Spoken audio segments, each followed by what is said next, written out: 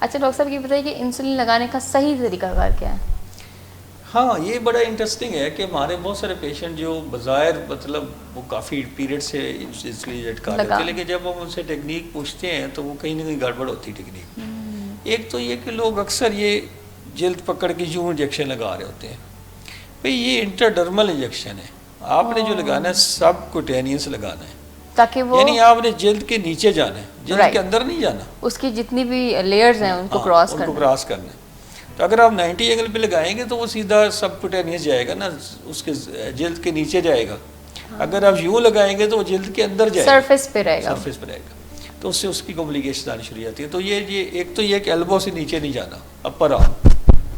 Okay, ठीक है, इधर भी आपका अपर आर्म, बैक और अपर आर्म। अब आप आ जाए अब्डामन में, तो अब्डामन में आप अब लाइक से 4 आप ये फिंगर्स छोड़ दें दोनों साइडों पे और लगा लें। ओके, तो बेस्ट साइड इज अब्डामन, पेट, okay, second is upper arm and third is thighs. Thighs के जो लेटरल आउटर पार्ट है उन पे भी लगाया जा सकता है। तो ये 3 साइड्स हैं और इन पे आपने उसको ऐसे बनाना है कि फोल्ड उठा के उस पर 90 एंगल पे लगाएं, उसको टेढ़ा ना करें सिरिंज को। और इसी तरह जब आप इंसुलिन इंजेक्ट कर रहे होते हैं तो उसके फौरी बाद उसको ऊपर कॉटन या कुछ चीज़ें लगाने की ज़रूरत नहीं, उससे उसके ऊपर जो कोटिंग होती है नीडल के ऊपर वो उतर जाती है तो वो पेनफुल हो जाती है सिरिंज जो है। तो सिरिंज को आपने वैसे ही कैप करके वापस रख देना। अच्छा अच्छा डॉक्टर साहब, ये बहुत सारे पेशेंट्स अवॉइड करते हैं इंसुलिन लगा, वो दर्द की वजह से करते हैं ना कि पेन होगी इंजेक्शन, बस यही वजह होती है ना कि बस। हाँ, फियर है जो पहले। इसका बेस्ट तरीका ये है कि डॉक्टर्स को ही एडवाइस करता हूँ और डॉक्टर्स को इसको भी रिक्वेस्ट करता हूँ, वो ये है कि भाई देखिए आप पेशेंट से टीका मंगवा लें अपने क्लिनिक पे, 5 मिनट एक्स्ट्रा दे दें मरीज को और उससे उधर ही समझा के भेजें।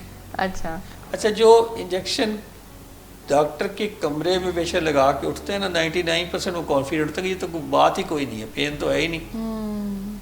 पेन एक्चुअली होती नहीं है इतनी। अच्छा, actually I am afraid of being injected. Actually मैं खुद मुझे तो मैं I am really concerned about that. मैं I am talking other than diabetes, but लेकिन ये है कि उसका फियर खत्म किया जा सकता है अगर आप उनको एक्सप्लेन करें, काउंसलिंग करें। अब देखिए ना, ब्लड शुगर चेक भी तो आप करते हैं, उसकी पेन ज़्यादा होती है एज़ कम्पेयर टू जो इंजेक्शन लगाते हैं, उसकी नीडल बहुत फाइन होती है। अच्छा जी, ये तो हो गया जी इंसुलिन लगाने का सही तरीकाकार आपने बता दिया कि उसको सरफेस पे नहीं लगाना, आपने अपनी जो स्किन की लेयर्स को क्रॉस करके आगे जो है वो इंजेक्ट करना है। ठीक है। इंसुलिन का एक के बारे में एक जो मिथ है, बड़े लोग कहते हैं कि इंसुलिन को लगाने के बाद उस पर आप लग जाते हैं, यानी कि नशा है क्या एक इंसुलिन? क्या कहेंगे आप इस बारे में? क्या इंसुलिन एक नशा है? क्या ऐनक एक नशा है? क्या इंसुलिन एक नशा है? क्या ऐनक एक नशा है? मेरा ये सवाल है। अगर ऐनक नहीं लगाएंगे तो आपको नहीं नजर आएगा। तो अगर आपके टाइप 1 डायबिटिक पेशेंट्स हैं, वो इंसुलिन नहीं लगाएंगे तो वो गशी में मुबतला हो जाएंगे, जिसको हम डायबिटिक कीटोसिडोसिस कहते हैं। इसका मतलब है अगर वो ऐनक नहीं लगाएंगे तो नजर नहीं आएगा, और इंसुलिन नहीं लगाएंगे तो भी नजर नहीं आएगा। बेहोश हो गए ना। सही बात। इसका मतलब ये है कि इंसुलिन भी ऐनक की तरह है, जब ज़रूरत है तो वो इलाज है, साइंटिफिक इलाज है। जब उसकी ज़रूरत है तो वो साइंटिफिक इलाज है, तो वो नशा तो नहीं ना है, वो इलाज है। सही। और वो पहला और आखिरी इलाज भी नहीं है।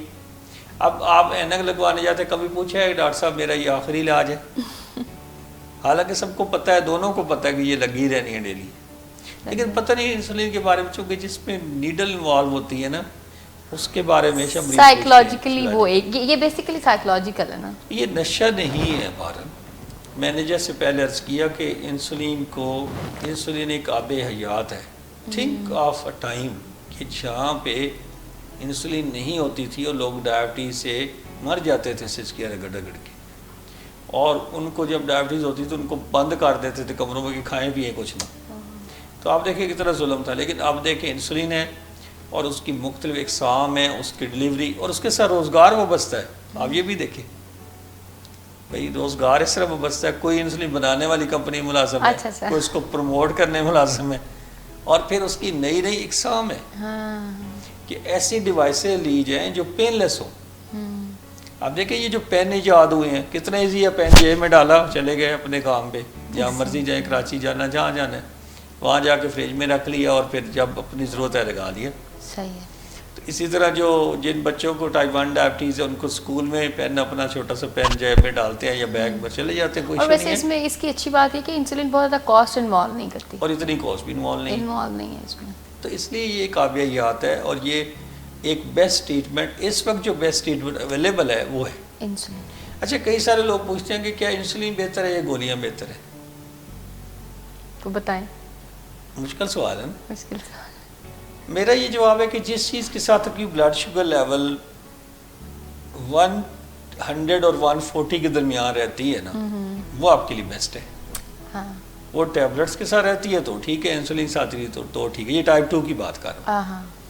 टाइप 1 में तो इंसुलिन ही इलाज है, उसमें गोलियां देनी नहीं है। एक दूसरा ये कि आप टाइप 2 में जब इलाज इस तरह कर रहे हैं तो अगर मुज़र असरात टैबलेट्स के आपको नहीं आ रहे हैं, मसलन को मैदा अपसेट नहीं हो रहा या कोई और वजूहत ऐसी नहीं है कि आपने टैबलेट्स को बंद करना है, तो अगर और ब्लड शुगर भी मैं नहीं खा रही है तो फिर दोनों इक्वल पार पे हैं, दोनों एक जैसी हैं।